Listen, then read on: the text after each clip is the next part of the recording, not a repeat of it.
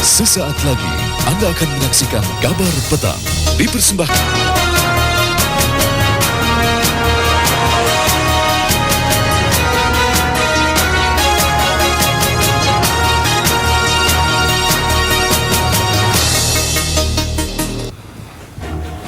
Selamat petang pemirsa, semoga kabar Anda baik di akhir pekan ini.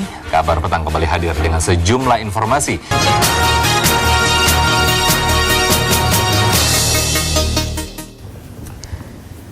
Penahanan Budi Mulya dalam kasus skandal Bank Senturi bisa menjadi pintu masuk untuk memeriksa pejabat lain. Anggota Dewan Gubernur yang lain harus ikut dimintai pertanggungjawaban.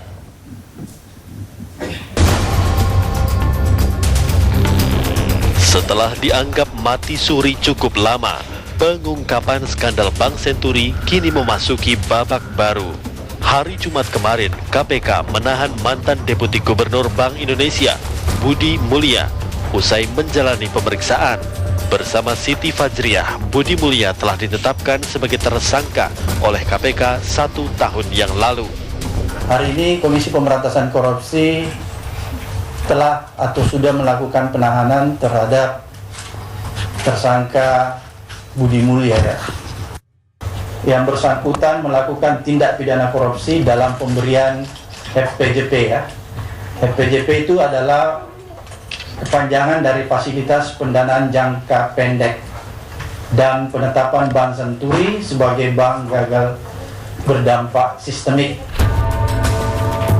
Bila Budi Mulya dipersalahkan atas persetujuannya dalam mengeluarkan FPJP, maka seharusnya Budi tidak sendirian. Persetujuan pemberian dana talangan kepada Bank Senturi merupakan hasil rapat Dewan Gubernur yang dipimpin Gubernur BI saat itu, Budiono. Jadi kebijakan itu jelas merupakan keputusan kolektif kolegial. Oleh sebab itu, pertanggungjawaban tidak boleh hanya dibebankan kepada Budi Mulya dan Siti Fajriah. Anggota Dewan Gubernur yang lain, termasuk Budiono, harus ikut bertanggung jawab. Karena itu sifatnya kolektif kolegial dan semua Dewan Gubernur Bank Indonesia harus dimintai pertanggungjawaban. Sekali lagi saya katakan termasuk Pak Budiono. Dan saya yakinnya bahwa ketika Pak Budiono tidak lagi menjabat sebagai wakil presiden, yang bersangkutan akan diproses dan dimintai pertanggungjawaban hukum oleh institusi penegak hukum. Bagaimanapun tindakan KPK menahan Budi Mulya ini patut diapresiasi.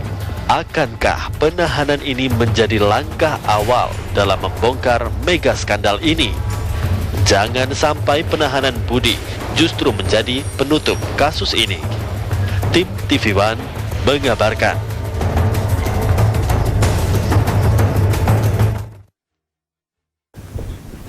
Tim auditor Bank Panin menemukan adanya kejahatan perbankan kredit bermasalah senilai 30 miliar rupiah di kantor Bank Panin cabang utama Banjarmasin, Kalimantan Selatan.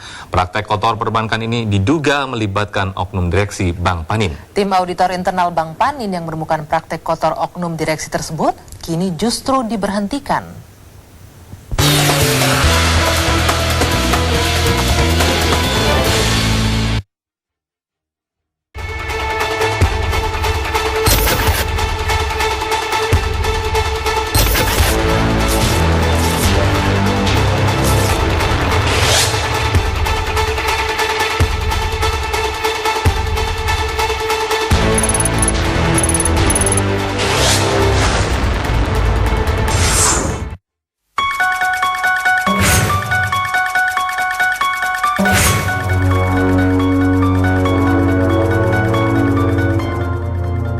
Nakal terendus dari gudang penyimpanan uang.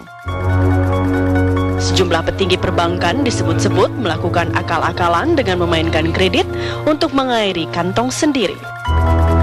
Ada agunan kredit milik nasabah yang dijual tanpa prosedur.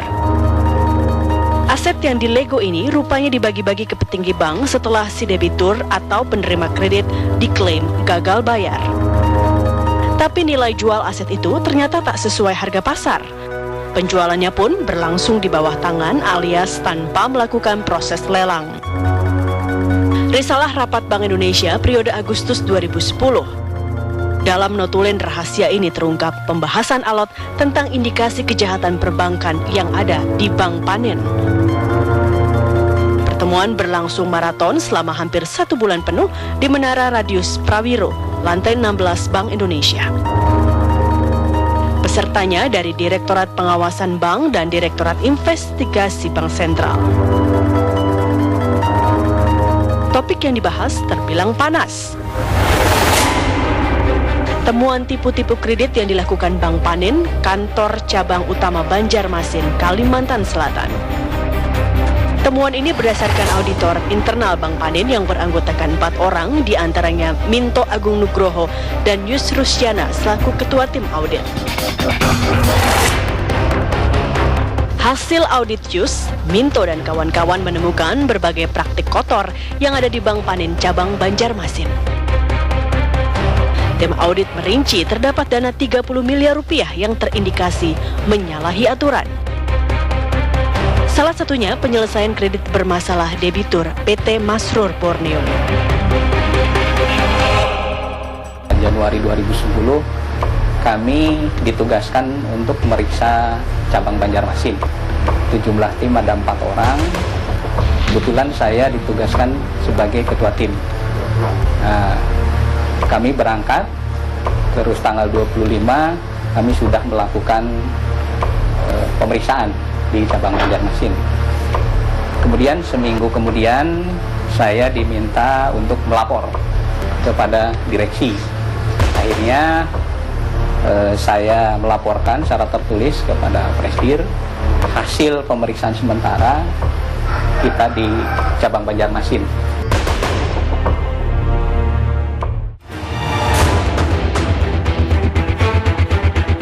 Atas temuan penyimpangan ini, Direksi Bank Panin kemudian menunjuk Lilik Martono sebagai penerima kuasa.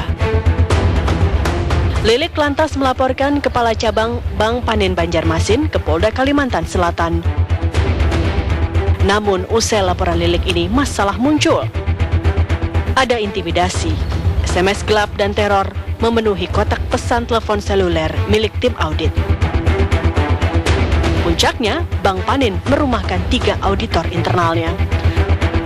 Lilik pun secara mendadak dipensiunkan dari staf direksi. Muncul dugaan ada oknum direksi Bank Panin yang tak ingin kasus ini berlanjut. PT Masrur Borneo itu memang kredit bermasalah dan macet, tapi dalam kredit macet itu ada prosedurnya, ada SEBI-nya, ada tahap-tahapannya kalau kita mau menyita atau melelang satu agunan. Di sini terjadilah pengambil alih agunan dan penjualan agunan oleh bank yang tidak sesuai dengan prosedur. Antara lain, jaminan seharga pada saat 2010 itu 1 miliar lebih dibeli oleh oknum pimpinan cabang 400 juta. Gitu kan? Padahal tahun 2007 itu nilainya ditaksasi oleh cabang 600 juta. Salah satunya itu, termasuk dia membuat akte kuasa jual palsu. Satu. Nah, kedua adalah pembukuan hasil penjualan kredit yang direkayasa juga. Yang saya maksud direkayasa adalah begini. Saudara Retno Wahyudi itu adalah salah satu anggota Satuan Tugas Kredit Khusus Cabang, namanya STKC, itu namanya Retno Wahyudi, menandatangani hasil penjualan agunan kurang lebih senilai 890 juta yang saya temukan dalam kwitansinya. Tetapi dalam laporan audit ini dibukukan 840 juta. Itu adalah salah satu dari tindak pidana perbankan dan rekayasa kredit, itu salah satunya.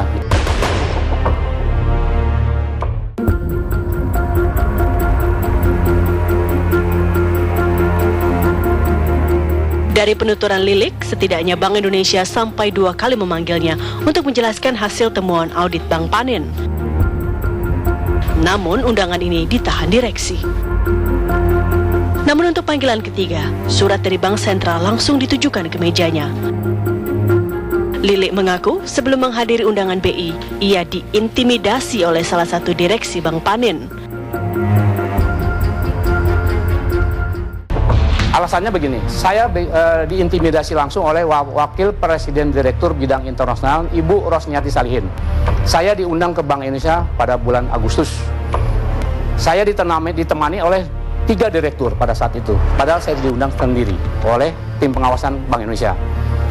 Saya ditemani oleh Rosniati Salihin, Ibu, dan Ahmad Hidayat adalah Direktur Keuangan Administrasi dan Keuangan, dan Direktur Kepatuhan Saudara Antonius Ketut. Pada saat di lobi Bank Indonesia mau naik ke lantai 16, saya diancam oleh Rosniati Salihin. Saudara Lilik Bartono, kalau saudara masih ingin bekerja di Bank Panin, jangan melaporkan semua kasus yang terjadi di Bank Panin.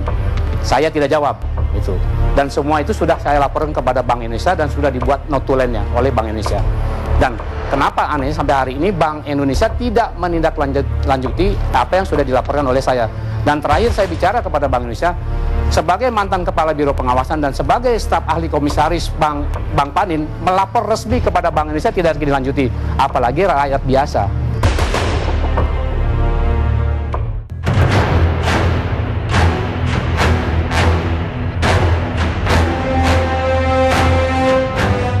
Usai bertemu pejabat BI, sulap laporan terjadi.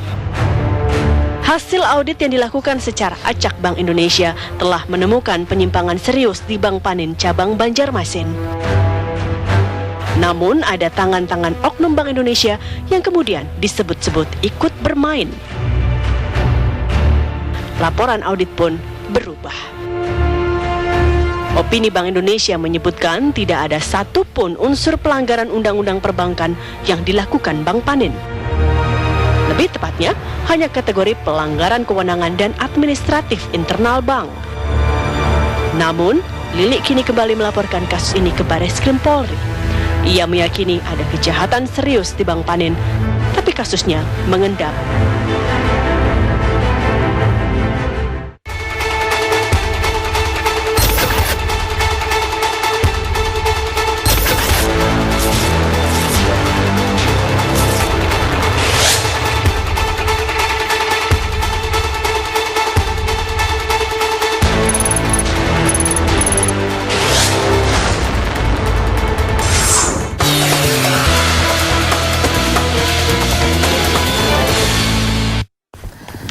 Pemirsa, cover story terkait dugaan praktik kotor perbankan ini akan kami lanjutkan usai jeda saat lagi di Kabar Petang.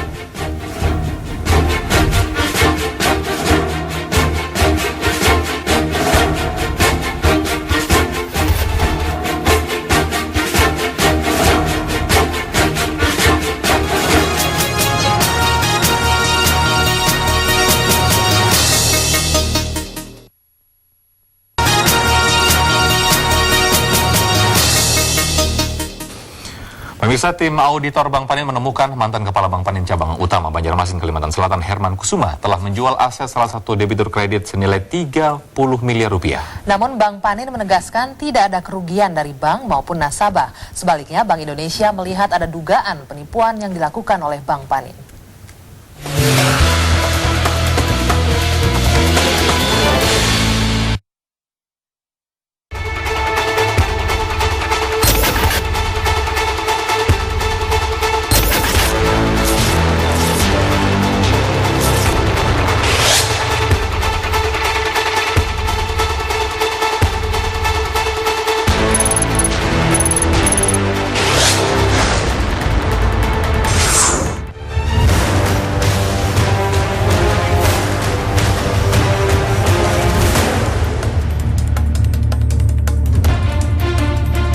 PT Masrur Borneo mengagunkan 4 asetnya saat mengajukan fasilitas kredit ke kantor cabang utama Bank Panin Banjarmasin Desember 7 tahun silam. Agunan ini berupa tanah dan bangunan yang berlokasi di 2 tempat di Banjarmasin dengan total luas tanah 410 meter persegi dan bangunan 330 meter persegi. Selain itu ada 2 lokasi strategis lainnya di ibu kota Jakarta. Total nilai agunan ini ditaksir bank mencapai hingga 2 miliar rupiah. Karena adanya kendala usaha, si pemilik Masrur Borneo, Haji Amanila, lalu ingin menebus semua asetnya yang diagunkan ke Bank Panin. Namun, masalah muncul. Almarhum Kepala Bank Panin Cabang Utama Banjarmasin saat itu, Herman Kusuma, ternyata menjual aset milik Masrur Borneo tanpa diketahui sepemilik, Haji Aminillah. Nilai jualnya pun tidak terbuka. Harga aset milik Amanillah dijual murah. Bukannya lunas, usai menjual aset yang diagunkan, Amanillah masih saja terbelit utang di Bank Panin. Berkali-kali Amanila mengirim surat ke Bank Panin untuk mengetahui posisi utangnya, tapi surat itu tidak ditanggapi.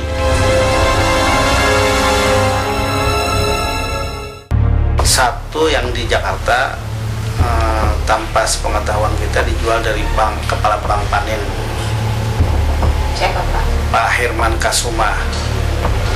Nah, terus yang kedua, tanah yang di Lingkar Selatan pun itu belum ada pengadaan lelang, tahu-tahunya dijual dengan nilai waktu itu dijual mereka ada berapa?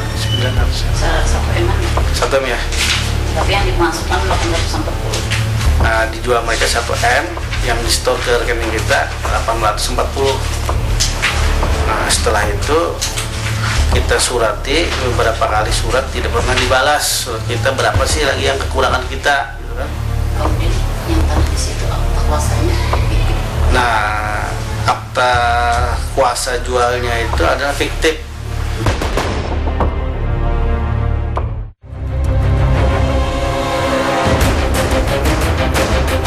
Kejanggalan transaksi inilah yang diungkap 4 auditor internal Bank Panin. Ketua Audit Yus Rusyana menemukan adanya rekayasa dalam penjualan aset milik Masrur Borneo. Rekayasa tersebut berupa akta jual beli palsu, tidak melalui lelang, dan nilai jualnya yang rendah. Hasil penelusuran Yus menemukan pembeli aset tanah dan bangunan milik Masrur Borneo adalah adik kepala cabang dan ada kerabat mantan petinggi Bank Indonesia. Maksud hati Yus, laporannya itu bisa dibenahi, tapi justru pemecatan yang diterima.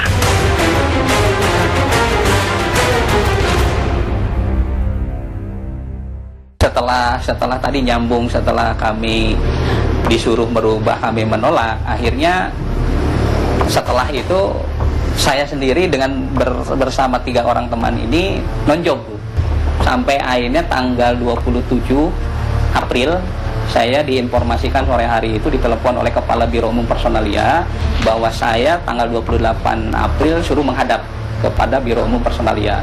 Akhirnya saya ditemani oleh Saudara Minto dan Saudara Gemos menghadap kepada Kepala Biro Umum Personalia atau pusat. Gitu. Akhirnya saya ke sana, yang diterima saya, yang 2 ditolak karena yang dipanggil hanya saya gitu. Akhirnya di situ saya dipanggil, Kepala Biro Umum Personalia disaksikan oleh stafnya seorang. Nah, saya ditanya dan saya disuruh mengundurkan diri.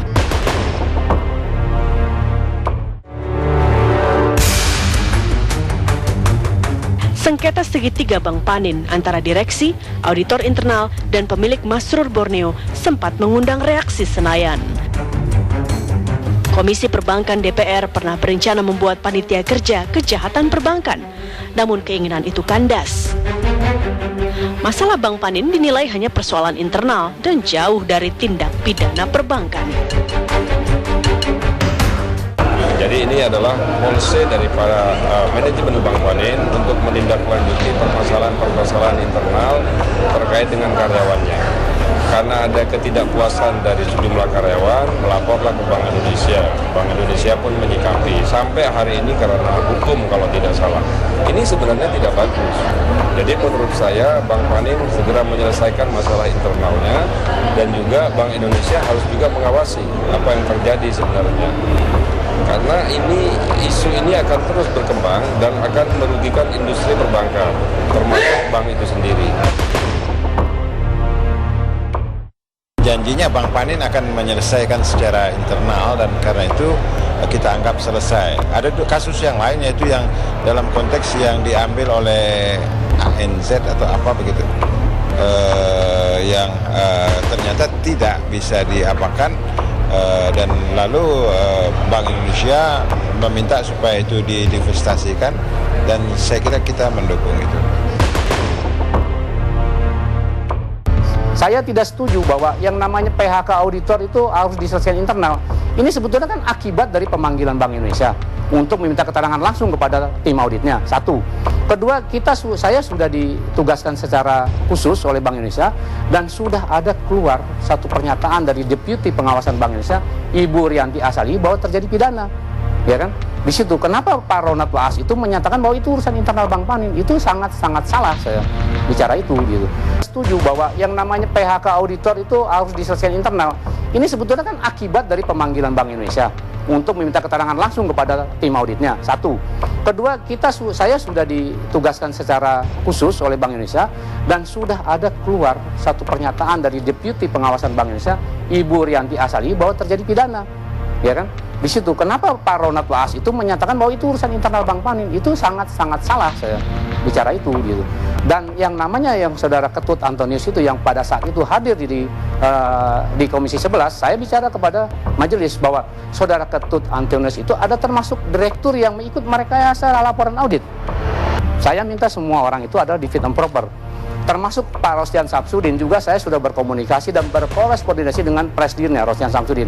Minta pertanggungan jawab kepada Bapak. Kenapa Bapak ini menugasi kami, tapi kami di PHK, Bapak tidak bertanggung jawab, tidak ada jawaban sampai hari ini.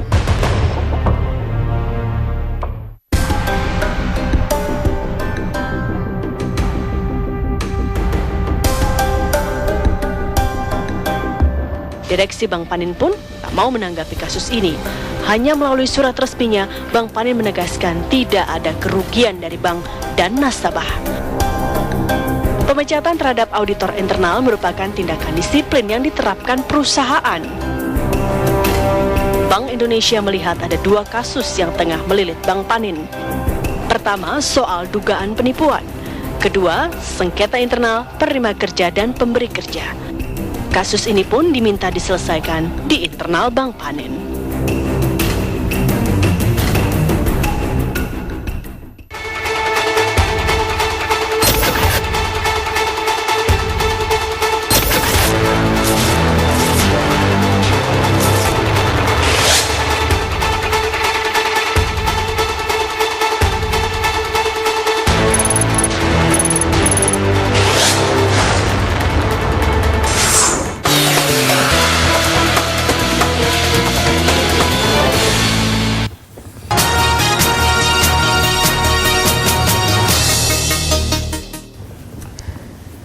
Penahanan Budi Mulya dalam kasus skandal Bank Senturi bisa menjadi pintu masuk untuk memeriksa pejabat lain. Anggota Dewan Gubernur yang lain harus ikut dimintai pertanggungjawaban.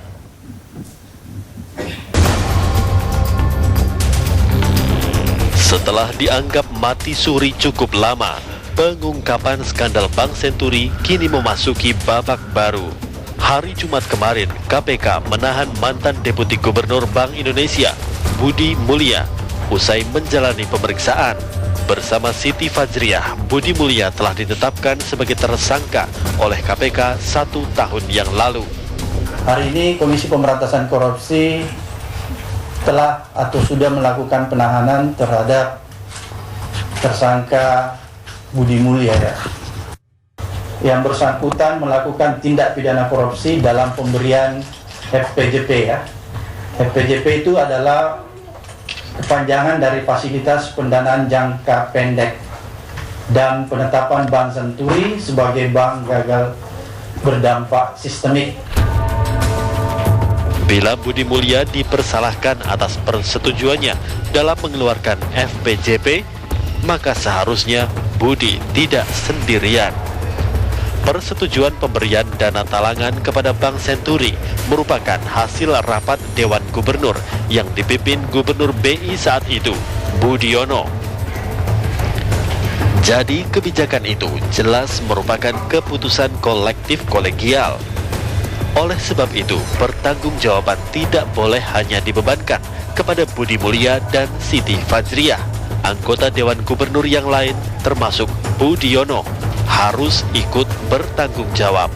Karena itu sifatnya kolektif kolegial dan semua Dewan Gubernur Bank Indonesia harus dimintai pertanggungjawaban. Sekali lagi saya katakan termasuk Pak Budiono. Dan saya yakinnya bahwa ketika Pak Budiono tidak lagi menjabat sebagai wakil presiden, yang bersangkutan akan diproses dan dimintai pertanggungjawaban hukum oleh institusi penegak hukum. Bagaimanapun tindakan KPK menahan Budi Mulya ini patut diapresiasi. Akankah penahanan ini menjadi langkah awal dalam membongkar mega skandal ini? Jangan sampai penahanan Budi justru menjadi penutup kasus ini. Tim TV One mengabarkan.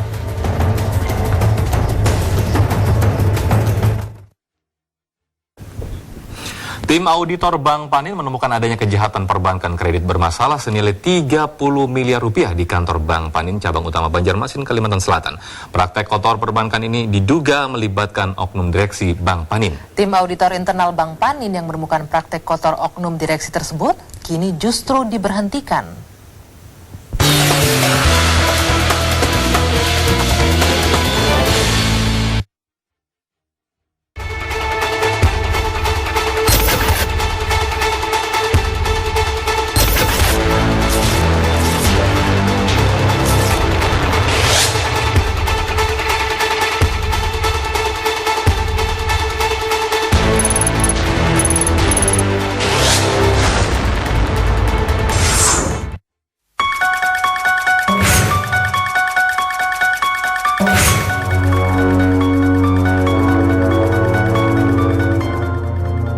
Nakal terendus dari gudang penyimpanan uang. Sejumlah petinggi perbankan disebut-sebut melakukan akal-akalan dengan memainkan kredit untuk mengairi kantong sendiri. Ada agunan kredit milik nasabah yang dijual tanpa prosedur. Aset yang dilego ini rupanya dibagi-bagi ke petinggi bank setelah si debitur atau penerima kredit diklaim gagal bayar. Tapi nilai jual aset itu ternyata tak sesuai harga pasar. Penjualannya pun berlangsung di bawah tangan alias tanpa melakukan proses lelang. Risalah Rapat Bank Indonesia periode Agustus 2010. Dalam notulen rahasia ini terungkap pembahasan alot tentang indikasi kejahatan perbankan yang ada di Bank Panin. Pertemuan berlangsung maraton selama hampir 1 bulan penuh di Menara Radius Prawiro, lantai 16 Bank Indonesia. Pesertanya dari Direktorat Pengawasan Bank dan Direktorat Investigasi Bank Sentral. Topik yang dibahas terbilang panas. Temuan tipu-tipu kredit yang dilakukan Bank Panin, kantor cabang utama Banjarmasin, Kalimantan Selatan. Temuan ini berdasarkan auditor internal Bank Panin yang beranggotakan 4 orang, diantaranya Minto Agung Nugroho dan Yusrusyana selaku ketua tim audit. Hasil audit Yus, Minto dan kawan-kawan menemukan berbagai praktik kotor yang ada di Bank Panin cabang Banjarmasin. Tim audit merinci terdapat dana 30 miliar rupiah yang terindikasi menyalahi aturan. Salah satunya penyelesaian kredit bermasalah debitur PT Masrur Borneo. Januari 2010 kami ditugaskan untuk memeriksa cabang Banjarmasin. Itu jumlah tim ada 4 orang. Kebetulan saya ditugaskan sebagai ketua tim. Kami berangkat, terus tanggal 25 kami sudah melakukan pemeriksaan di cabang Banjarmasin. Kemudian seminggu kemudian saya diminta untuk melapor kepada direksi. Akhirnya saya melaporkan secara tertulis kepada Presdir hasil pemeriksaan sementara kita di cabang Banjarmasin.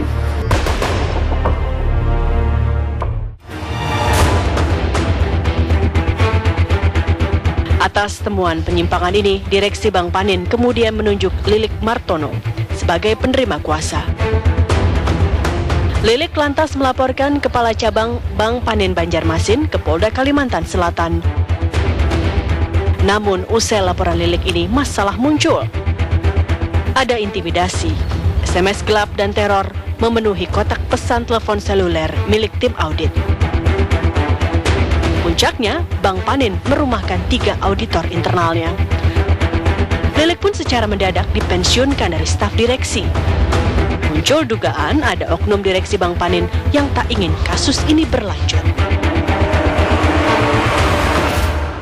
PT Masrur Borneo itu memang kredit bermasalah dan macet, tapi dalam kredit macet itu ada prosedurnya, ada SEBI-nya, ada tahap-tahapannya kalau kita mau menyita atau melelang satu agunan. Di sini terjadilah pengambil alih agunan dan penjualan agunan oleh bank yang tidak sesuai dengan prosedur. Antara lain, jaminan seharga pada saat 2010 itu 1 miliar lebih dibeli oleh oknum pimpinan cabang 400 juta. Gitu kan? Padahal tahun 2007 itu nilainya ditaksasi oleh cabang 600 juta. Salah satunya itu, termasuk dia membuat akte kuasa jual palsu. Satu. Nah, kedua adalah pembukuan hasil penjualan kredit yang direkayasa juga. Yang saya maksud direkayasa adalah begini.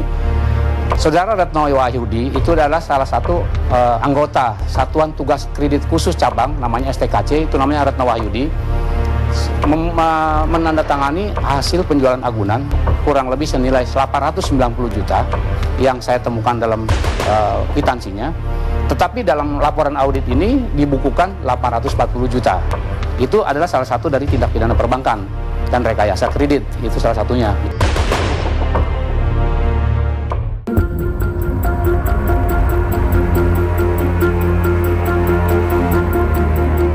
Dari penuturan Lilik, setidaknya Bank Indonesia sampai 2 kali memanggilnya untuk menjelaskan hasil temuan audit Bank Panin.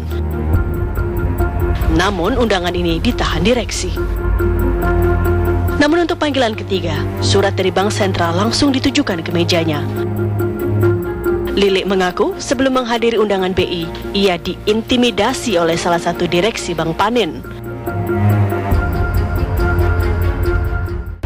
Alasannya begini, saya diintimidasi langsung oleh Wakil Presiden Direktur Bidang Internasional, Ibu Rosniati Salihin. Saya diundang ke Bank Indonesia pada bulan Agustus. Saya ditemani oleh 3 direktur pada saat itu, padahal saya diundang sendiri oleh tim pengawasan Bank Indonesia. Saya ditemani oleh Rosniati Salihin, Ibu, dan Ahmad Hidayat adalah Direktur Keuangan, Administrasi dan Keuangan, dan Direktur Kepatuhan, Saudara Antonius Ketut. Pada saat di lobi Bank Indonesia, mau naik ke lantai 16, saya diancam oleh Rosniati Salihin. Saudara Lilik Bartono, kalau saudara masih ingin bekerja di Bank Panin, jangan melaporkan semua kasus yang terjadi di Bank Panin. Saya tidak jawab, itu. Dan semua itu sudah saya laporkan kepada Bank Indonesia dan sudah dibuat notulennya oleh Bank Indonesia. Dan kenapa aneh sampai hari ini Bank Indonesia tidak menindaklanjuti apa yang sudah dilaporkan oleh saya. Dan terakhir saya bicara kepada Bank Indonesia, sebagai mantan Kepala Biro Pengawasan dan sebagai staf ahli komisaris Bank Panin, melapor resmi kepada Bank Indonesia tidak dilanjuti, apalagi rakyat biasa.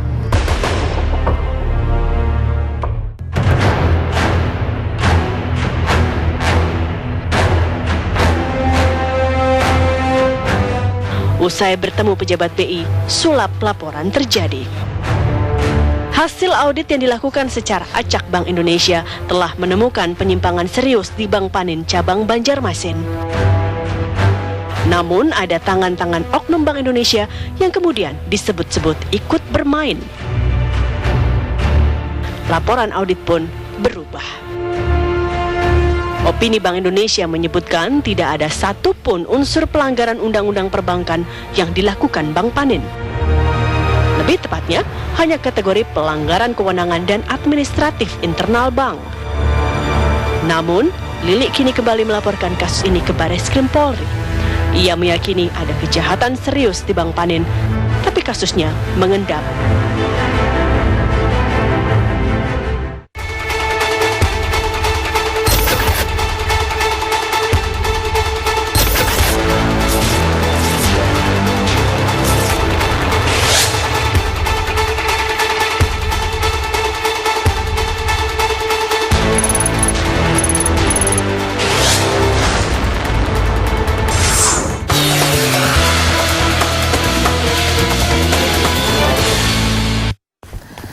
Pemirsa, cover story terkait dugaan praktik kotor perbankan ini akan kami lanjutkan usai jeda saat lagi di Kabar Petang.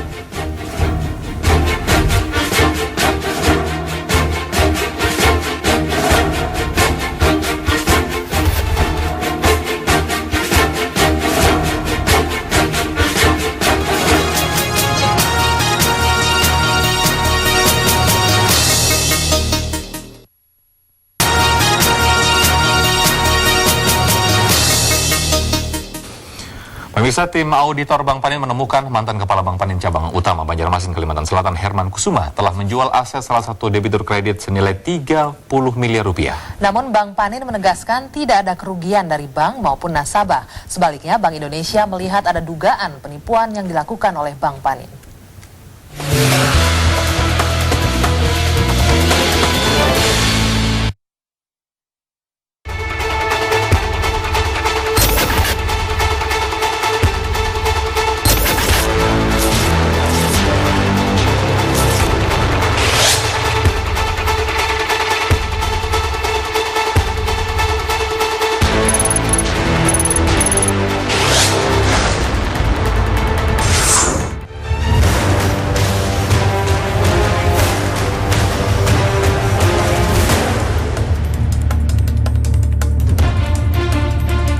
PT Masrur Borneo mengagunkan 4 asetnya saat mengajukan fasilitas kredit ke kantor cabang utama Bank Panin Banjarmasin Desember 7 tahun silam.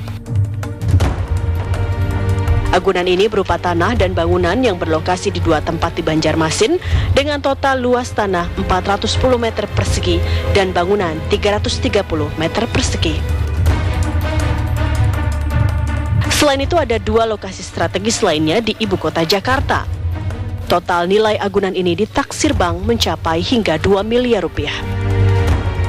Karena adanya kendala usaha, si pemilik Masrur Borneo, Haji Amanila, lalu ingin menebus semua asetnya yang diagunkan ke Bank Panin.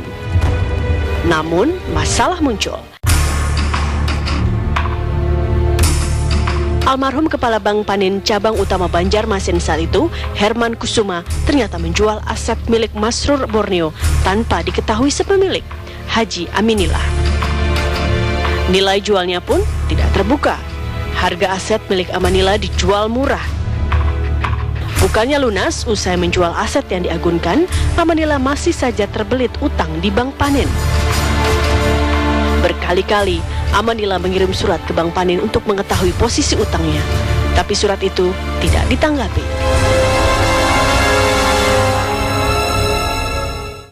Satu yang di Jakarta tanpa sepengetahuan kita dijual dari bank, Kepala Bank Panin. Siapa Pak? Pak Herman Kusuma. Nah, terus yang kedua, tanah yang di Lingkar Selatan pun itu belum ada pengadaan lelang, tahu-taunya dijual dengan nilai waktu itu dijual mereka ada berapa? 900. 1 M ya. Tapi yang dimasukkan 840. Nah, dijual mereka 1 M, yang di store ke rekening kita 840.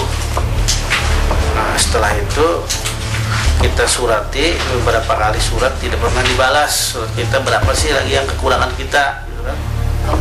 Yang tanah di situ akta kuasanya. Nah, akta kuasa jualnya itu adalah fiktif.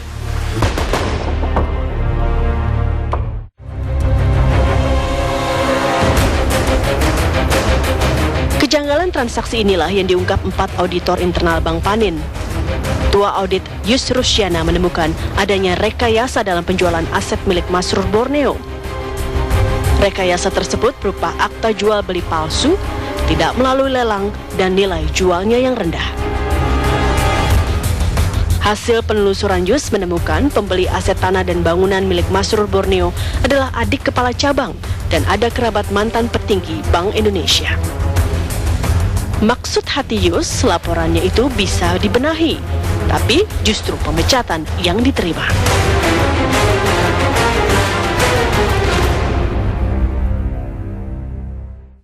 Setelah tadi nyambung, setelah kami disuruh merubah, kami menolak. Akhirnya setelah itu saya sendiri dengan bersama 3 orang teman ini nonjok, sampai akhirnya tanggal 27 April saya diinformasikan sore hari itu ditelepon oleh Kepala Biro Umum Personalia bahwa saya tanggal 28 April suruh menghadap kepada Biro Umum Personalia. Akhirnya saya ditemani oleh Saudara Minto dan Saudara Gemos menghadap kepada Kepala Biro Umum Personalia atau pusat. Gitu. Akhirnya saya ke sana, yang diterima saya, yang 2 ditolak karena yang dipanggil hanya saya gitu. Akhirnya di situ saya dipanggil, Kepala Biro Umum Personalia disaksikan oleh stafnya seorang. Nah, saya ditanya dan saya disuruh mengundurkan diri.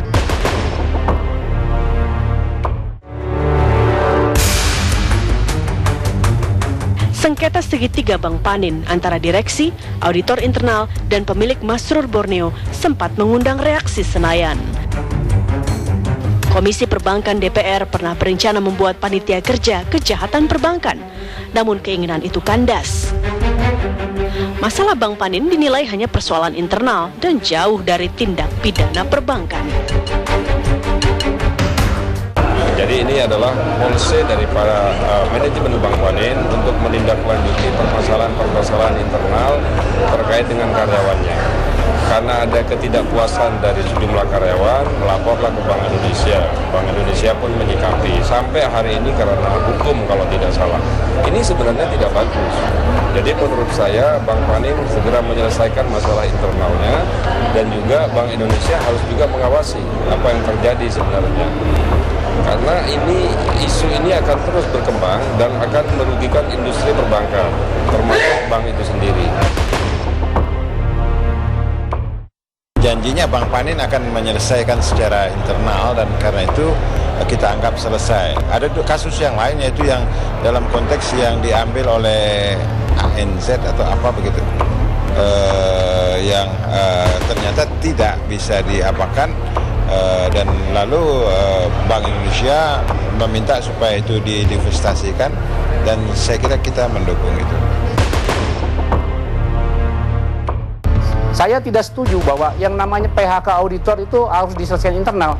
Ini sebetulnya kan akibat dari pemanggilan Bank Indonesia untuk meminta keterangan langsung kepada tim auditnya. Satu. Kedua, saya sudah ditugaskan secara khusus oleh Bank Indonesia dan sudah ada keluar satu pernyataan dari Deputi Pengawasan Bank Indonesia, Ibu Rianti Asali, bahwa terjadi pidana. Ya kan? Di situ kenapa Pak Ronald Waas itu menyatakan bahwa itu urusan internal Bank Panin, itu sangat-sangat salah saya bicara itu gitu. Dan tidak setuju bahwa yang namanya PHK auditor itu harus diselesaikan internal. Ini sebetulnya kan akibat dari pemanggilan Bank Indonesia untuk meminta keterangan langsung kepada tim auditnya. Satu.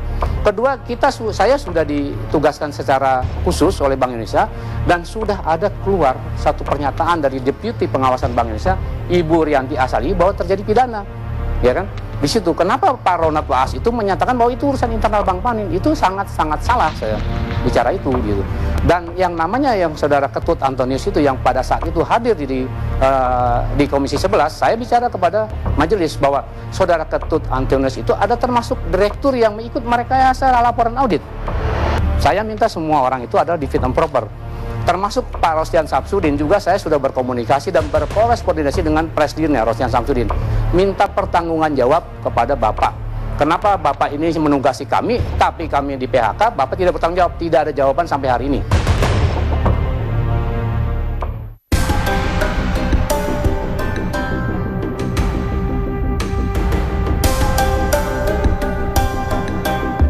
Direksi Bank Panin pun tak mau menanggapi kasus ini.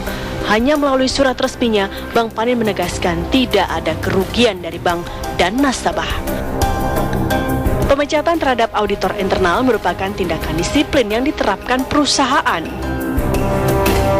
Bank Indonesia melihat ada dua kasus yang tengah melilit Bank Panin. Pertama, soal dugaan penipuan.